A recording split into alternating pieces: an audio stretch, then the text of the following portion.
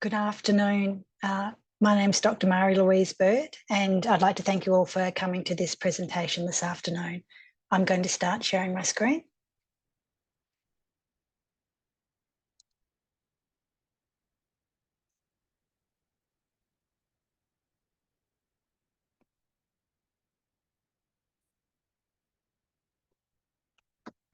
So I'd like to welcome you all here this afternoon, both on behalf of the School of Health Sciences at the University of Tasmania, but also as on behalf of the Tasmanian Collaboration for Health Improvement. I'd like to offer my acknowledgement to the Tasmanian Aboriginal people as the traditional owners of Lutruwita, Tasmania, where we are this afternoon, and pay my and extend my gratitude to them for the care that they've taken over our land over millennia, and also acknowledge the impact that colonisation has had on the health of Tasmanian Aboriginal people, which is something that we, and as part of the collaboration and many of us here, aim to address. I'm really excited to present a series of presentations here. We have 4 very experienced researchers from all across Tasmania, so spreading the information about who's doing what where, and I'm really excited that we have Dr Susie Waddingham, who's going to talk to us about a participatory action research method kitchen table, Dr Jade Cartwright talking about Photovoice, Jovic talking about Café, and Dr Pauline Marsh will finish with storytelling as a research method. We're going to have the presentations, and then there will be an opportunity for discussion at the end. I will ask as we're going through the presentations, if there are questions, please pop them in the chat. Kerry Turnbull's going to be monitoring our chat for us. If there's time after each presentation, Kerry might articulate a short question or 2, but there will be time at the end for some more discussion about things that people have found interesting, or how they may like to get some further information or embed this into the research or clinical practice that they're undertaking. I'm going to hand over now to Susie to kick off this series of presentations talking about capturing the voice of consumers and community, and with her kitchen table methodology experiences. Thanks, Susie. Thanks, MLB, and thank you for the acknowledgement of country as well. Now, I'm assuming that I give you a nod or some sort of signal to change slides. I'm delighted to be here to talk about capturing the voice of consumers and community. It's an area I'm really passionate about. If we can go to the next slide. I wanted to provide... Next. Provide some context about the participatory approach, this methodology which I use in my translational research across different research projects. And the participatory approach views that an increase in knowledge is a process of sharing, reflection, and embracing the community members as experts.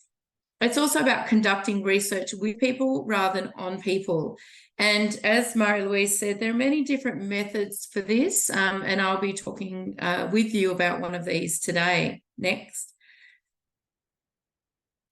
So some of these methods, action research, co-design, kitchen table conversations, are all methods that I use in my research. But really, from a researcher point of view, what we have is they're all similar in that as a researcher, we have a collection of evidence-informed strategies. We understand how to evaluate the research, and we end up with a bucket of strategies we know are evidence-informed, and that's still really important. And we then pause, and instead of choosing which of those strategies we'll do with which community, we first of all listen to community and those with lived experience, to understand what is locally meaningful and relevant for them and their community or their disease, and then work with the community to progress research. And it's at this point that as a researcher we go, actually, we know something that aligns with that we know from the evidence work, and then working with the community to progress that. Next. So one of the ways to listen is using a method called kitchen table conversations. This is about involving people in an informal and honest conversation in a space that's familiar and comfortable for the locals. It's led by a community member, or the host, who sets the ground rules, coordinates the collection of information, whether it be recorded audio or recorded through notes or a bit of both. And then is the one that organises these get-togethers. So there are no researchers in the room at this point. If you can just go next. This is about locals talking with locals about locally important issues, among people who are from, their people from their space, rather than someone from the outside coming in, getting that information. Okay, next. So where did kitchen table conversations come from? Well, Mary Crooks and some concerned citizens in Victoria in the 1990s were at the Red Sage Café, all talking about the political environment of the time that they were not happy about. They decided at the end of the conversation to go away, have a think about it, and then come back again. And then that same sort of concept happened in some other cafes. And that led to the Purple Sage project and later the Watermark project, where they used the concept of just having conversations around a table and honest conversations about what locals were feeling, and then using that to form some sort of action that was relevant and meaningful for them. This was then written up by Mary Crooks and Leah McPherson in the Kitchen Table Conversation Guide for Sustaining Our Democratic Culture, and they refer to this as participatory democracy, and the concept's been used in many different ways. I've got a few links to some of these stories for you because I've only got 8 minutes, but yeah, it's now used in health consumer organisations around Australia as well. Next slide. So the original 8-step process was really about guiding community members on how to get people together, how to identify what the tasks were to be discussed, and in our health research space, it's relating to health, hosting the event, and then getting together all the information and collecting it, and then sharing all of that back in a summary to the people just to check in on it. And then take it through to some action. So organisations, there's a variation of this that have occurred, but organisations now train, remunerate, support community facilitators, as they're called, to do the same. The intent has stayed the same. Next. And so it's really about getting the wisdom from people to think about what action is meaningful and relevant. Next. So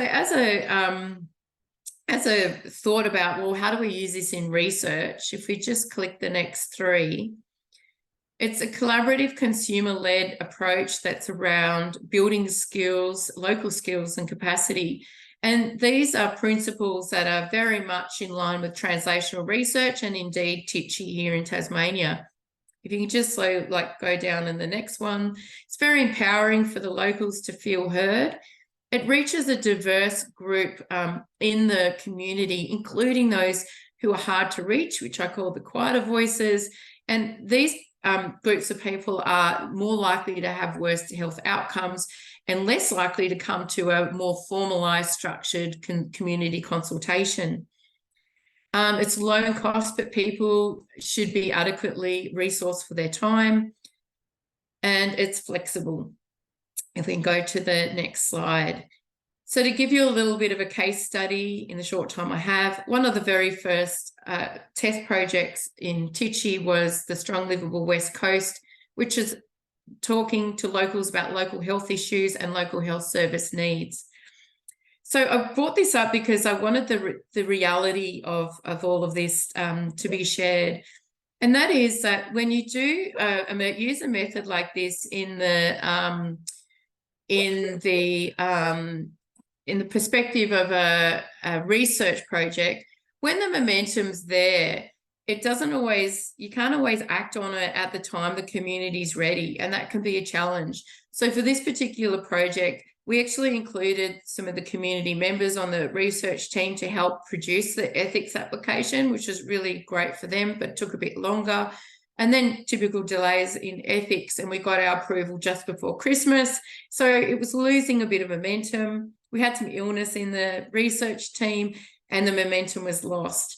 But we started it again and built on what we already had started to get the momentum going again. Community facilitators were trained face-to-face and online, but we needed to ensure that towns had representation. So our facilitators had challenged going outside of their town, and although it's the West Coast community, each town works in bubbles. It's a bit different to some other places where there is a bit more blending across towns. It doesn't happen on the West Coast. So we were met with some challenges to make sure all towns had representation, and the facilitators did call for other ways to capture the voice. So I went down there and did an interview and some interviews and a group session, and we had some paper-based opportunities and online opportunities for people to be able to participate in a way that suited them. And we ended up with a good range across the different towns by a variety of means, including kitchen table conversations. We can go next slide. Oh, great. So some of the challenges then is around timing. As a researcher, the timing for research and the timing that's right for the community doesn't always add up, but it's about acknowledging that and being prepared for that. These are small, informal and ad hoc data collection touchpoint opportunities, and we as researchers need to be transparent in our data. So it's about setting up your community facilitators, whether it be with templates or little ways to record all the information that we as researchers know that we're going to need to have. Be prepared to adapt and use other tools. We don't have to decide on one method and then just stick with it. You know, participatory action research is very flexible. It's about being able to pull things out of that toolbox when you need it, when you're in the research process. Be ready for extended timelines, and it may feel like it's not going to happen, it's not going to take off, but it will. So if we go next slide. So it requires patience, persistence, and adaptability, and trust in the process though, because it is worthwhile. It's worthwhile for community to feel heard about health issues that are important to them. It's worthwhile for researchers to sit back and really understand the local context and be able to pull something out of their little bucket of evidence-based strategies that they go, well, actually, this is going to really work and be meaningful for the community. And then, of course, it's good for the research, because we know if we follow these processes, the research translation is more likely, and that we're going to have a better impact from our research. And so that's enough for me. The last slide, which I'm sure MLB is going to share these, I've got some links to some of those examples I provided that use kitchen table conversations.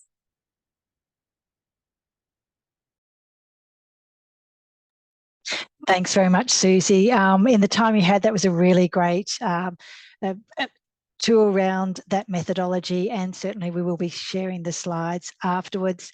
It occurs to me that there is some real thinking to be done about preparing the people who are going to be participating in the kitchen tables, and so I wonder if that's something that we might discuss at the end of the presentations.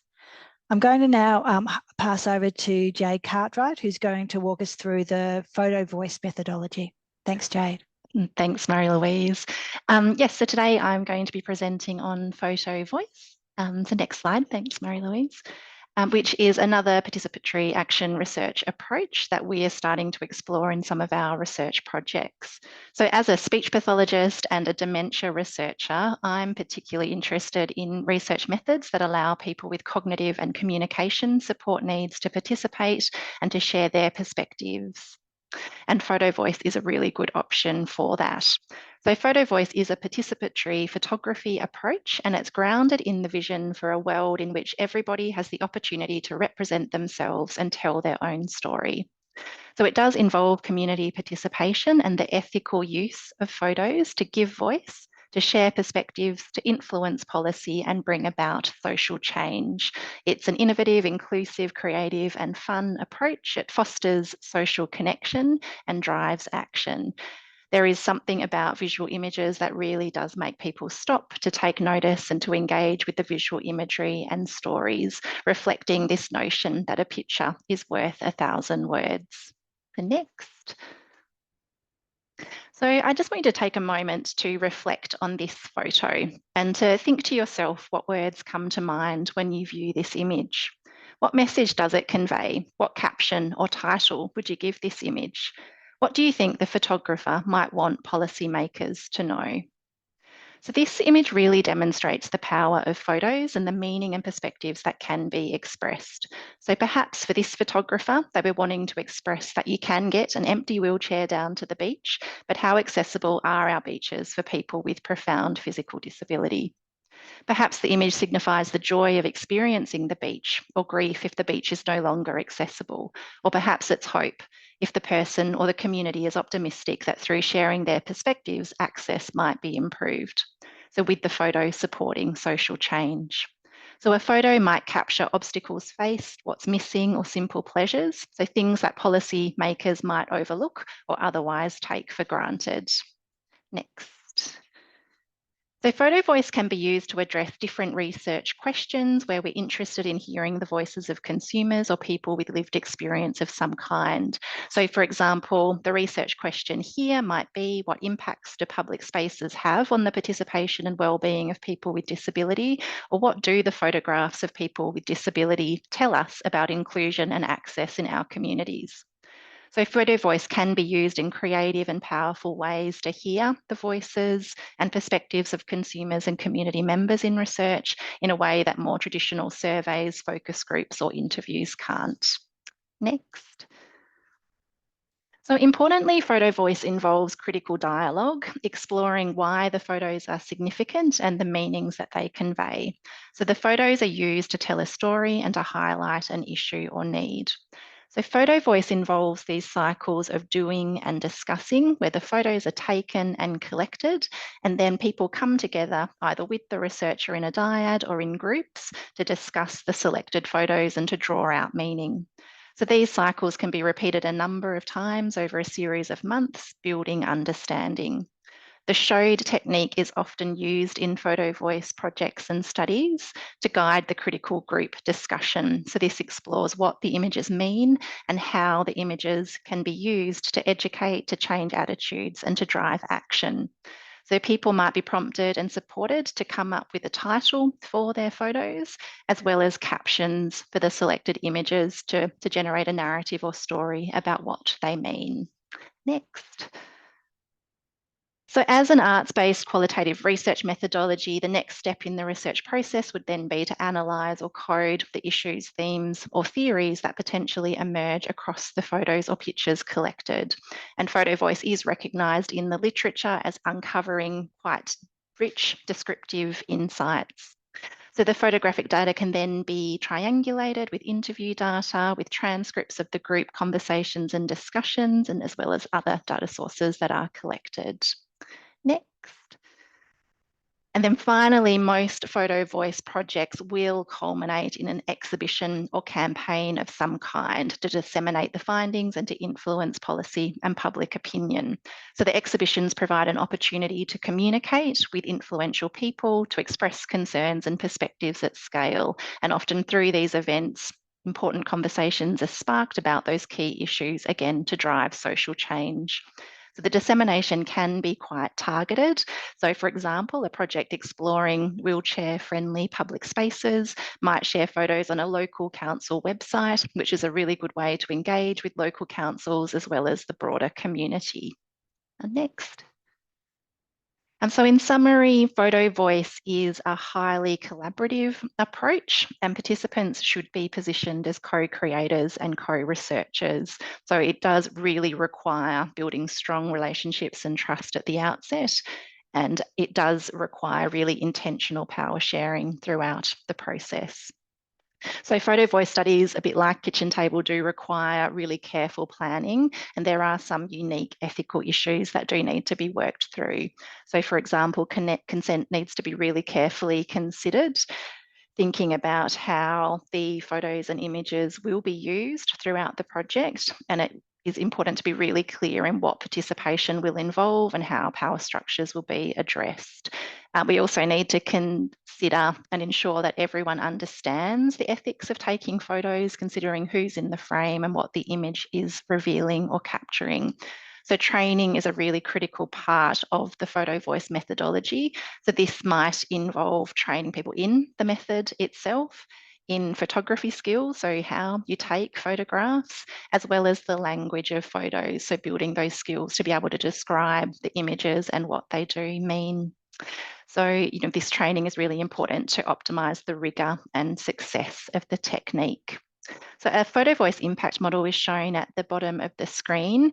And one thing that this highlights is that, again, this approach is thought of as an empowerment intervention as well. So it is about giving voice, and it is, I guess, building people's confidence that they can have voice and that they can be part of important conversations about their lives and their communities. So it can help people feel a greater sense of control over their own lives through being part of these sorts of projects. So Photovoice is ideal for projects that do seek to result in action and advocacy, and it represents an inclusive approach. So it feels a little bit less like research, where power dynamics can be balanced and deep insights can be revealed. Just the next slide. So I have included some just website links there and some key references that provide a really useful overview of the approach, and some really creative examples of how Photovoice has been used in the literature. So thank you.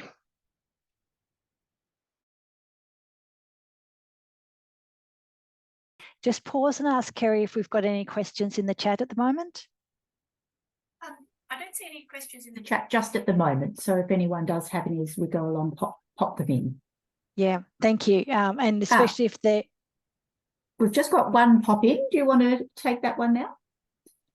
This one was was actually one for Susie, I think. It says, are the people with quieter voices that have lower English literacy or don't speak English? If so, how do we reach out to these people? Yeah, it's a great question. So, yeah, when I talk about hard to reach populations, these are people who are within a minority group, such as those who have got a don't have a non-English speaking background, or they may be people with very low literacy levels, or they may be a combination of these things, Aboriginal populations. So those range of people that are often got the worst health outcomes, low SES, etc. And how we reach these groups is we find people who are connected with them rather than us connecting with them. So, for example, on the West Coast, one of the community members who was part of our research team, she was not a Palawa woman, but she was an Aboriginal person, and they were happy for her to talk with them and talk for them, as long as it wasn't talking about country, as an example. One of our other community facilitators was from non-English speaking background, and she connected with people who she knew in the area who just moved to West Coast as well, who were in that same category. Is that answered? So maybe just check in online if that's answered the person's question. Yeah. Thanks, Susie. There'll be an opportunity at the end to add any more richness to that. That's required. But the concept of all of the people's voices who traditionally, in research may not be the people who it can interact with researchers. So meeting people where they are.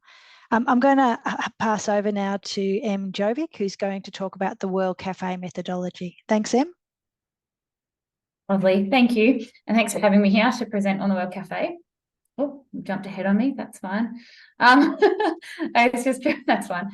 Just to provide a bit of a background, I guess I've undertaken just recently a rapid review on the World Café as part of my postgraduate studies, and just in the process of developing a protocol to run one early next year. But if you want to jump through to the next one, that'd be good. Thanks, Marie-Louise. And I'd like to start by acknowledging the Muwinina people as the traditional and original owners of the land that I'm presenting on from today, and pay respects to the elders past, present and emerging. I also wanted to acknowledge the people with the lived experience of stroke and their carers, who, for their involvement, I guess, in my research and providing me the opportunity to learn about this topic and be here today. And having the courage to share their unique experiences to improve greater knowledge for all. So next slide. Yep. So what is a World Café? So it's a form of participatory research that's designed to improve knowledge through small and large group discussions. So the sharing of ideas allows people who would be impacted by an issue or a phenomenon to be involved in conversation around the development of a solution. So the world part involves connecting a large number of views through conversation. And one of the strengths of this is it's bringing together different people with diverse backgrounds and experiences, and it can include people with the lived experience, organisation representatives and professionals, depending on the context. And the cafe part describes the setting. So it's designed to encourage dialogue and sharing of ideas through a relaxed cafe style environment. Yep. So next slide, please. So a World Café is usually undertaken in one session, and people generally sit around small tables of about 4 to 5 people. Refreshments are provided, so tea, coffee and morning tea or afternoon tea. And the tables are set up with tablecloths and notepads of different styles or post-it notes, as well as lots of different coloured markers and pens. And that's for noting down ideas that are generated through the conversation. So people can write down phrases or images or notes as the conversations are had. The cafe itself starts with a welcome and an introduction by our main host. And then there are rounds of conversation. So generally at least 3 rounds of conversation. Each one lasts about 20 minutes. And each conversation round has a question that's designed specifically for the cafe. So questions are then discussed around the small tables with insights and ideas being written down on the little notepads or the tablecloths themselves. And each of the tables has a host, and the host can help with writing down ideas and documenting thoughts. And the table host and the main host as well, they ensure the cafe runs smoothly, but they're not involved in any more, I guess, leading questions or prompts of the questions. So the information that's gained comes from the key questions that are specifically designed for each round of conversation. At the end of each round, I guess the table host stays on the table, and then all the other participants move to a different table. So that allows for the mixing of ideas and the mixing of people and opinions. And then at the end, there's a final group discussion, which is held to summarise the key points. And some World Cafés will also have a short, large group discussion at the end of each round of conversation as well. The other thing that the World Café has is graphic recording of the results. So that's then generally provided or displayed on a large display that everyone can see. And that captures everyone's ideas in words, images and colour to provide an overall summary, and allows everybody to make any further comments or contributions to that as well. I'll jump to the next one, please, if that's okay. Thank you. So there are 7 key design principles in running the World Café. So the first is to set the context, and that includes pre-cafe, the information that's sent out to participants, as well as the welcome at the start of the event. And it should outline the key aim of the session, as well as discussing housekeeping and etiquette. So making sure everybody is discussing or has the information around valuing all opinions and having respectful conversations. The space needs to be hospitable. So this includes having a warm, relaxed cafe style feel. So for some cafes that will include having some background music, there should be refreshments provided, and the tables set up like there would be in a cafe with water and water glasses and things like that. The questions need to be well thought out and planned, as well as relevant to the overall aim of the cafe. And the overall aim of the cafe should be displayed as well for everybody to have a clear visual reference to. So everyone's contribution should be encouraged. So the table hosts help with that. So they help with managing conversation around each table without providing conversation prompts or further leading questions. So the ultimate aim, one of the aims is to cross-pollinate ideas and get that diversity of perspectives. So as mentioned, that's done by having people move tables between rounds of conversation and making sure that people move as individuals to different tables and don't just get up as a large group and move from one table to the next.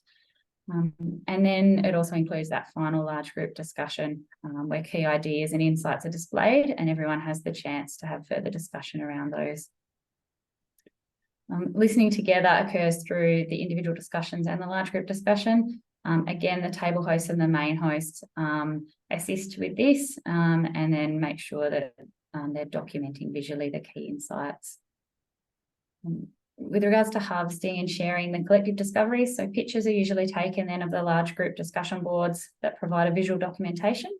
The tablecloths themselves and the notes from the tables are also collected, and they are initially used to help guide that large visual board, but then they're also used later in further data analysis. Next slide, please. So these pictures are just some examples of those large discussion boards that can be generated from a World Cafe. So for these, people in their small group discussions would have written little things on the different coloured post-it notes, and then they're grouped together in meaningful ways for that particular cafe on a large display board capturing the key insights and ideas. Some cafes will also input data real-time into a laptop and then use an overhead visual display through that to give a summary of the ideas that have been captured.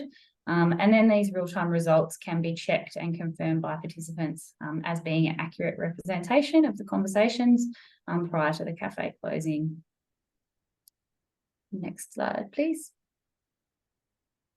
So the World Cafe has also been compared to other types of qualitative methods, such as the semi-structured interview and focus groups. So some of the benefits, I guess, of the World Cafe are that they are able to accommodate a larger number of people, and they have a high degree of participation, as well as confidentiality in results. They're better for topics that require a general overview or to explore new topics, because there's no ability to delve further into particular aspects of the research question or ask leading questions. With regards to the total research process, it's all done in one session, as opposed to multiple sessions for interviews and sometimes focus groups. And the data collected is generally faster to analyse.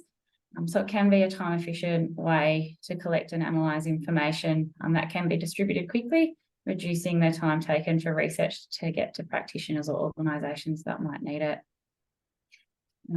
Yep, the next slide. Thank you. So I guess just in summary, it's a time-efficient method for participatory research. It can be used flexibly within those 7 guiding principles, depending on the context. It allows for contribution from a large number and variety of voices. It's great for new ideas and topic exploration, and it's solution focused. So it brings together a variety of people that are concerned with an idea or an issue, and it places them in a room where their conversation and discussions generate a solution that they then have ownership over. So next slide, please. So I've just added in the QR code onto this last slide for anyone that's interested. That should send you through to the World Cafe website. So it's just if anybody wants any further resources or information on it. That's it. Thank you.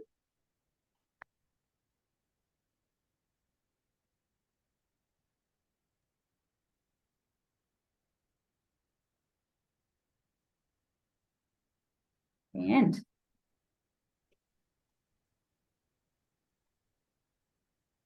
Thanks very much. Sorry, I had to get back to my screen to unmute. Thanks very much, Em. That was really interesting. Just in the interest of time, we might keep on moving and listen to Pauline's presentation, and then we'll check back in. So please, if you have some questions or comments or something you'd like the panel to discuss, please add that through into the chat, and Kerry will let us know at the end. Pauline, can I pass over to you, please? Thank you, Marie-Louise, and thanks everybody. I'm really happy to be sharing this platform with pretty fantastic examples of from fantastic women about research methods, particularly in a health context, that are so exciting. So I'm going to talk a little bit about storytelling as a method for listening to consumers, or the means of hearing, really, from people who might be at the heart of your research project. And I'm framing it up in terms of storytelling as a research method, but the principles really apply to project or practice evaluation as well. So I'm going to basically hit you with a list of reasons why you might want to use storytelling, and then finish up with some research examples. Next slide, please. But first of all, because this is a talk about storytelling, I'm going to tell a little story about my goat. So when I turned 14, my parents gave me a goat for my birthday. And even though it was my suggestion as a present, I was still really, incredibly surprised and totally delighted when I came home from school and there was this little goat. And she was little enough that we still had to bottle feed her. And I spent a lot of time with this goat, Emily. We made a shared playground where we jumped around on this sort of homemade play structure. And we had this little game of chasings that involved circling back and forward around some huge trees where we sort of both switched directions suddenly to surprise each other.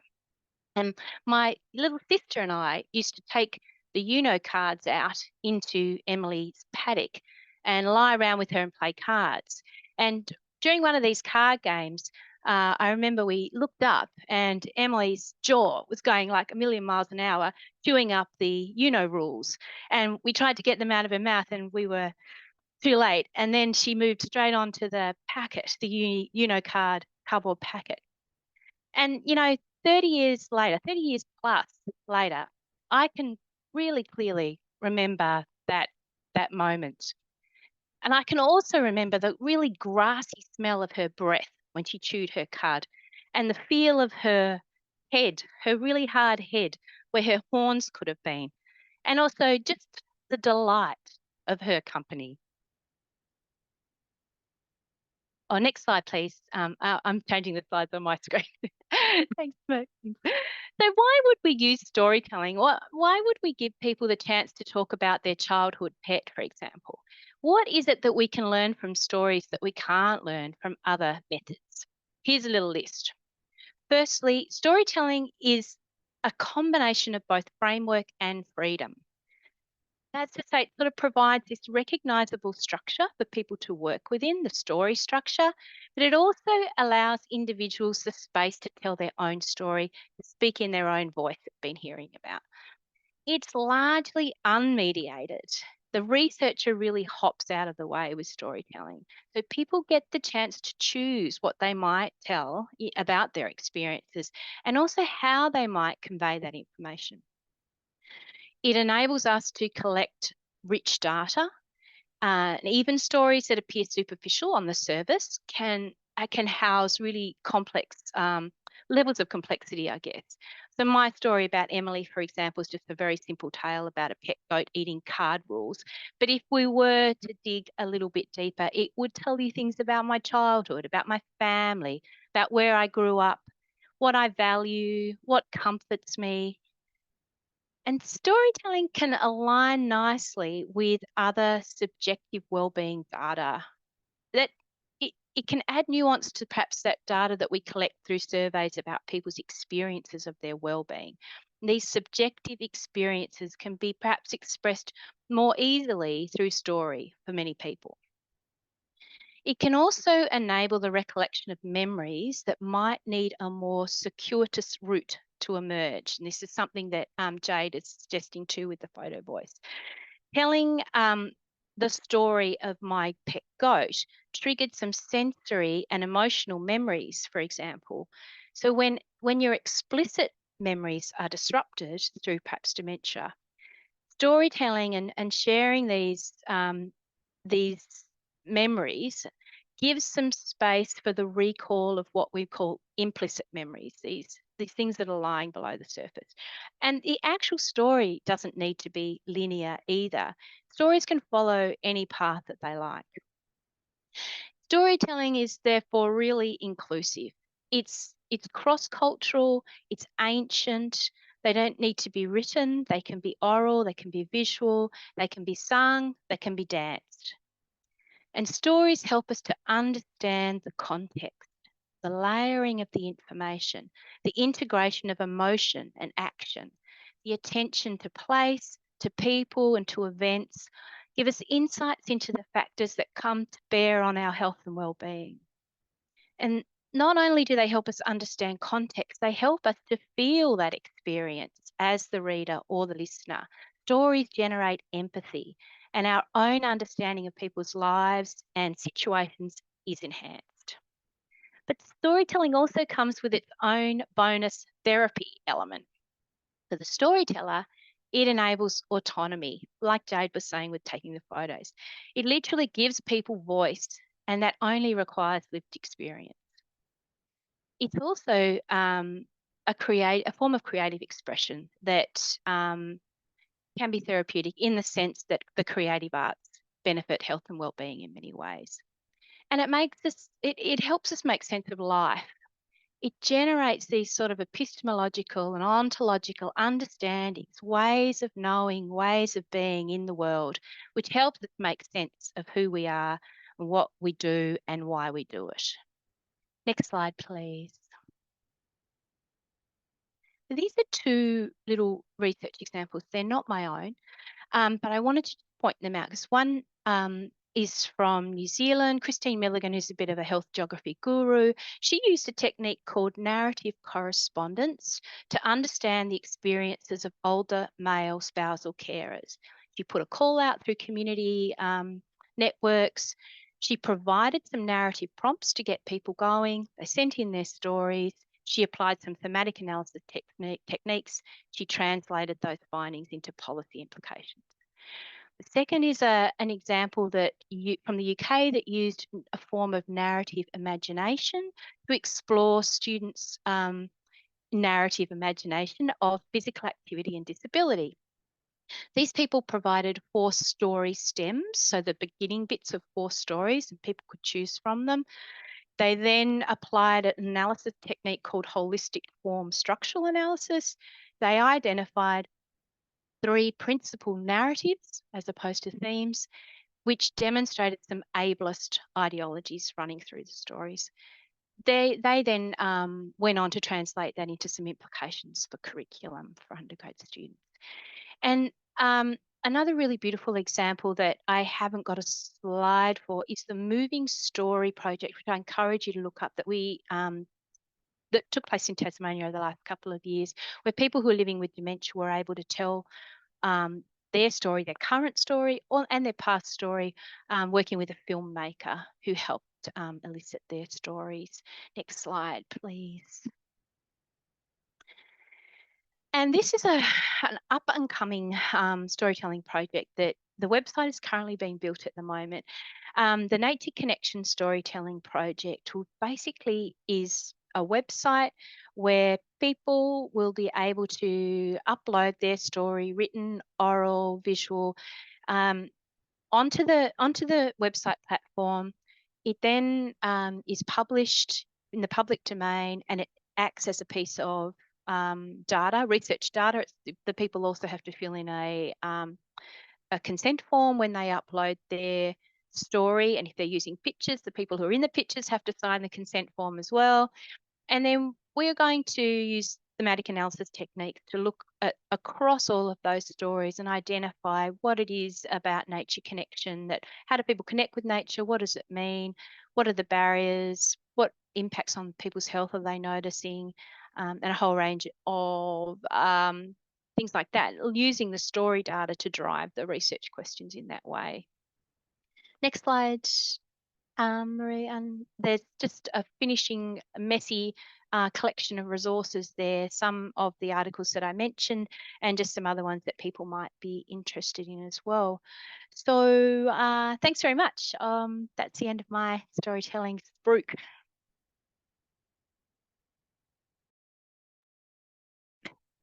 Thanks, Pauline. That's lovely. I'm going to ask Kerry if there are any questions in the chat that she'd like to read out. I'll just give a shout out to hopefully most of the people here have found us through the Tichy website or the Tichy newsletter. Hopefully you're all members. We'll send out the PDF of the slides to everybody, but certainly if you're not already a member, please do consider joining the Tasmanian Collaboration for Health Improvement.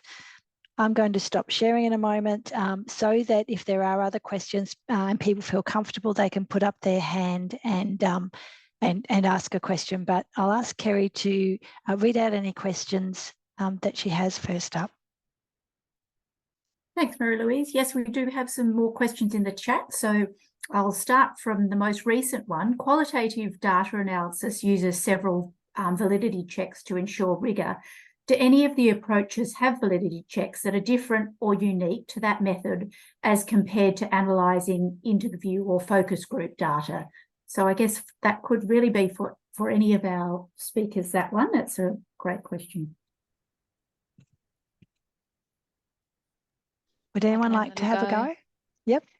I can have a little go, but please others jump in. I guess, yeah, and thanks, Heather. I think the perhaps wouldn't use terminology, validity as a terminology, but I've most recently been using a framework called trustworthiness, and that basically provides an excellent sort of checklist, if you like, to ensure that your research design, you have designed your research in such a way that people can trust your results or your findings in qualitative language. And really for applying methods like storytelling or any sort of creative or conversational based where the data is a creative expression, then the same principles apply for rigour for qualitative research. So, but yeah, if people are interested, I can provide a really great article about trustworthiness that I've been using a lot.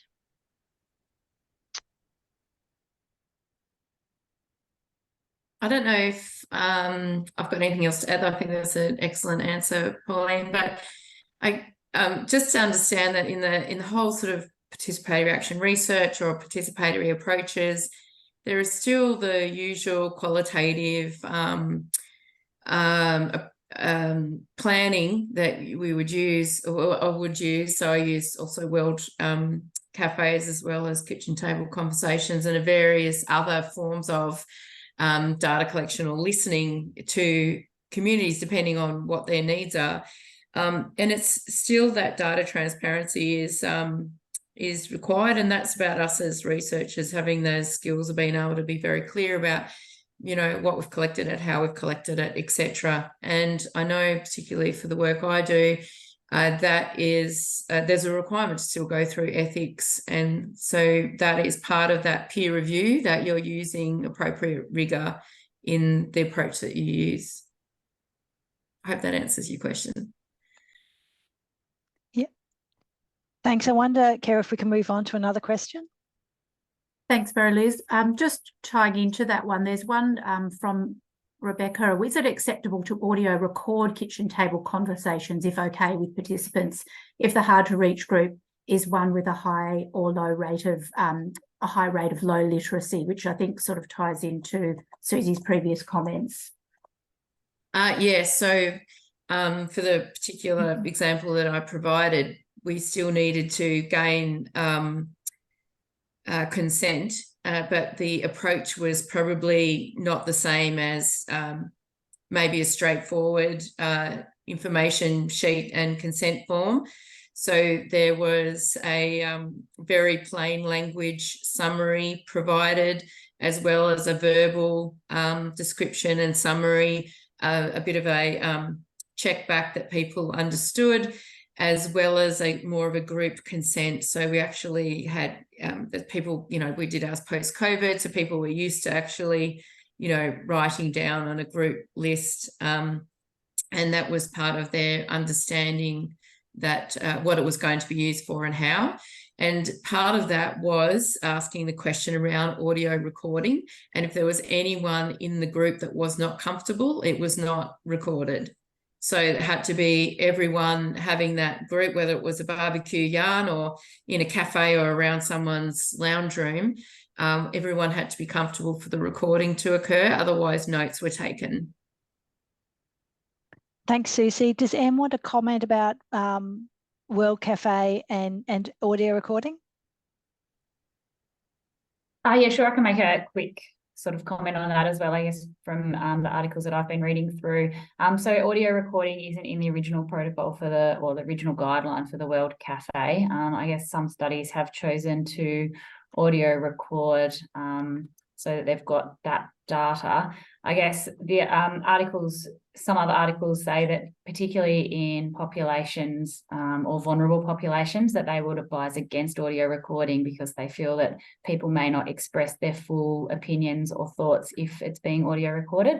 So I guess maybe some researchers have chosen to do it in some contexts, but in other contexts, it's thought that it may sort of withhold true opinions or thoughts. Yeah, and I'll just follow up with that, because there was another question again about getting people to come back at a future point with World Café, because that's not the intent. It's actually, you may not get the same people, so you're not going to get the same kind of data. The idea with the World Café is that you do your, I'll call it trustworthiness or triangulation. Heather might call it validation, but the idea is that we have your small group discussion, the big group discussion, and then the kind of plenary at the end where people actually say, yes, that's what I meant. No, that's not what I meant. So you actually get confirmation of the truth of the data at that time. And so there's really no reason to record the data, because there's not going to be any further analysis of that recording. The only value may be, a specific quote that might be useful. But I agree with Em, it's probably it has more negative implications than positive ones for most people. Thank you. Have we got, I think we've got time for maybe one more question, Pauline. So I've got, oh, sorry, Kerry. Yes, yeah. One that's a little change of track here. So this is from Tim. Local providers, particularly social workers, have tremendous knowledge on needs and service gaps. And many of the most vulnerable often want workers to speak on their behalf. Why is this input of these workers often not given more attention? So again, that's an interesting one about other people involved there. Any of the speakers might want to comment on. Yeah, so I have a couple of comments, and one would be, World Café is not always for people with lived experience these methodologies. So certainly, health professionals have their own perspective, and they're very, they can be included as well. I guess it comes back to the making sure you're getting authentic people's voices and attracting those people with quiet voices. I'm not sure if any of the other presenters would like to make a comment on how we get to the most vulnerable. I think when we look at running research projects on the uni campus and people volunteer and come to where we are, you're really already missing the voice of a lot of people who can't do that. So the steps to meet people where they are, I think, is really valuable. Yeah, I'd agree with that. One of my areas that I focus on is reaching the hardest to reach. After 17 years working in public health service as a dietitian and running programs, we used to always attract the worried well, we would call them. So going to be very open and flexible and adaptable is the best answer I can give. So I mean, most of the research, I don't just use one of these methods. Quite often I'm using, like with the Strong Livable West Coast, there were a few. There were interviews, there were group sessions, there was the opportunity for a paper base, there was the online, there was the kitchen table conversations. So I definitely agree in some other research where we were looking at 12 to 18-year-olds who were tobacco users that were out of mainstream schools. We worked very closely with youth community organisations and people who were caring for these kids or trusted. And when so we ran some interviews, but we also interviewed and ran surveys with those who were closely working with them. So it's not to say that you do one or the other. And quite often when you're trying to reach these quieter voices, as I call them, you do need to use a multitude of these things. So everything that's been presented today, which have all been great ideas, sometimes you may use a bit of everything. It's just about understanding what you're using, how to set people up. If you're asking for, citizen science is another one we didn't speak about today, setting people up. So you as a researcher are getting the information that you need. You're transparent about that data, and then you sort of treat that with respect, but it may come from a variation of sources. Thanks, Susie. I'm going to ask if any of the other presenters would make a comment, and then I'll wrap up. So one of the things that's come through quite clearly to me through these presentations is the importance of providing people who are participating with information, training, that sort of thing. And it makes me think that that's a very large idea. And I wonder if it's a future webinar that we might think about, is how you prepare consumers and people with lived experience to participate in participatory action research. I'd like to thank everyone for their attendance today, and the Tichy staff, Deb and Kerry, for their support as well. If there are no other comments, thanks, Kate. If there are no other comments, then I'll close the meeting now. Thank you. MLB, sorry, can I just add, there's been Bex asked a couple of times about focus groups or interviews. It's a bit of the same as what we were talking about before, is, yeah, you absolutely give them the option. So I always put all the things in the ethics application, and then it completely depends on the community or people with lived experience about how they want that to run, and it can be a variety of ways. Thanks, Susie. Thanks for keeping an eye on the chat and picking that one out as well. I do recognise that there are a couple of questions that we haven't got to, and I really would encourage people to reach out to the presenters. I'm sure they'd be happy to answer them, and I look forward to seeing you all again in a future presentation. Thank you.